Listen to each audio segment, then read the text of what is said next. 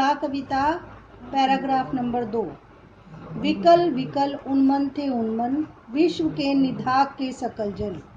आए अज्ञात दिशा से अनंत के घन, तप्त धरा जल से फिर शीतल गरजो, बादल गरजो।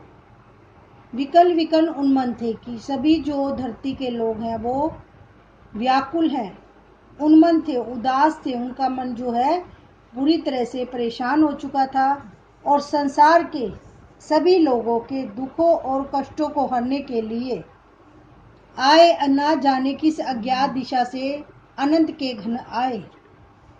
तप्त धरा से, जलती हुई धरती को जल बरसाकर फिर से शांत कर दो, बादल गरजो। अर्थात यहाँ पर कवि कहना चाहता है कि जो इस संसार के लोग हैं वो सारे परेशान हैं, विकल हैं। उनकी समस्याएं जीवन कितनी है कि वे बुरी तरह से हताश हो चुके हैं, लेकिन ना जाने कौन सी अनजान दिशा से कवि आता है जो उनका नेतृत्व करता है और उसकी बातों से उनके जीवन की समस्याएं हल हो जाती हैं। कवि के अनुसार भाव सौंदर्य अब इसका क्या आएगा कि सभी दिशाओं से आकर गर्मी से व्याकुल तथा अनमने विश्व के सभी लोगों को अपनी बरसात के जल से राहत पहुंचाते हैं और विश्व में होने वाली क्रांतियों से व्याकुल और अनमने लोगों को दिलासा देना ही कवि का उद्देश्य है। तप्त धरा का क्या मीनिंग है? तप्त धरा यानी गर्मी से तपती हुई धरती, और इसका सांकेतिक अर्थ आएगा सांसारिक दुखों से पीड़ित मानव जीवन। इस पैरे का शिल्प सौंदर्य क्या बनेगा? बादलों का मानवीकरण होने के कारण यह मानवीकरण अलंकार है। कवि ने जीवन के व्यापक और समग्र दोनों रूपों को देखा है। विकल विकल उन्मन, उन्मन में पुनरुक्ति प्रकाश अलंकार है। मुक्त छंद होते हुए भी इसमें लय और गति का समावेश मनोरम है। आए अज्ञात दिशा में अनुप्रास अलंकार है। अट नहीं रही है आभा फागुन की तन, सट नहीं रही है। अब इस कविता में कवि ने फागुन के प्राकृतिक सौंदर्य का वर्णन किया है कि फागुन मास की जो प्रकृति है सुहावनी हो उठी है, चारों ओर मादक हवाएं चल रही हैं और आभा फागुन की तन अट नहीं रही है। फागुन की जो आभा है वह शरीर में समाये नहीं सम रही। कहीं सांस लेते हो घर घर भर देते हो, उड़ने को नभ में तुम पर पर कर देते हो। कि अगर कहीं भी सांस लेते हैं तो सुगंधित हवा हमारी सांसों में भर जाती है और पक्षियों को भी आकाश में उड़ने के लिए पंख देते हो।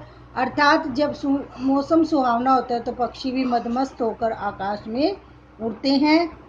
आँख हटाता हूँ तो हट नहीं रही है। प्रकृति का अनुपम सौंदर्य चारों तरफ इतना बिखरा हुआ है कि ना चाहते हुए भी कवि उसको देख रहा है और उसकी आंखें उस सौंदर्य से हट नहीं रही।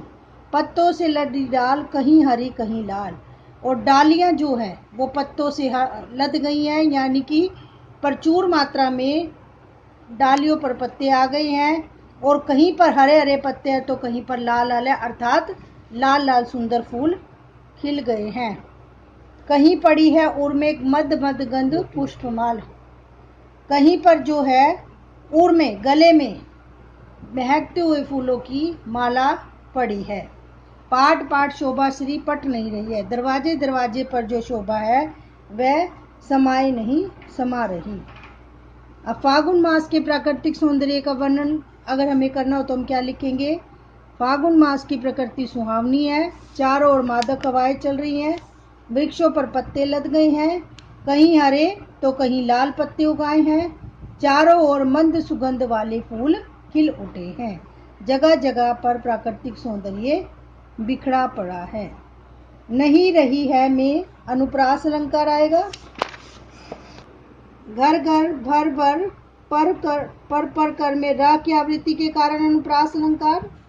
शोभा श्री में श की आवृत्ति के कारण अनुप्रास अलंकार। पुनरुक्ति प्रकाश अलंकार। घर घर पर पाट पाट, यहाँ तीनों जगह पुनरुक्ति प्रकाश। मानवीकरण अलंकार। कहीं सांस लेते हो, यहाँ पर प्रकृति का जो है मनुष्य के समान सांस लेते हुए दिखाया गया है। घर घर भर देते हो, उड़ने को नभ में तुम पर कर देते हो। इन चारों पंक्तियों में कौन सा अलंकार आ जाएगा? मानवीकरण। जहाँ पर प्राकृतिक चीजों को मनुष्य के समान क्रियाकलाप करते हुए दिखाया जाता है तो वहां पर कौन सा अलंकार हो जाता है? मानवीकरण।